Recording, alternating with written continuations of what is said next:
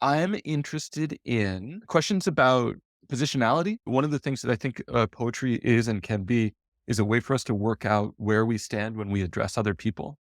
So you have like the lover and the beloved, or you have the religious speech, the monologue that's spoken to God or to the faithful, or there's all of these different places that poets stand. I'm interested in these technologies of address and how they move out of poems into other places or from other places into poems. It's about how the poem moves into the life of the reader. I have this experience all the time where I'm having one life out here. I live in Ithaca, New York. It's the center of New York. It's a very small town.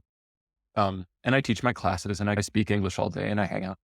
And yet what happens to me in Chinese poetry moves into my life in part because I do it myself. So we make those decisions ourselves. We choose texts and we choose things to echo across into our own lives, sometimes intentionally, sometimes subconsciously.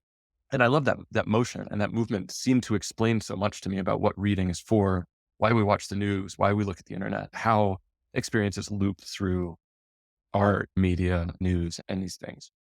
I think that we go through stages where people discover new ways to address one another. The medial shifts and the shifts in digital communication have made those kind of important right now. Because I'm also interested in digital stuff, the way that weirdly poetry is now materially online. And I read poems online. I read poems through social media almost as much as I read in books, especially new poetry I tend to find through social media. So poems have become these sort of digital artifacts.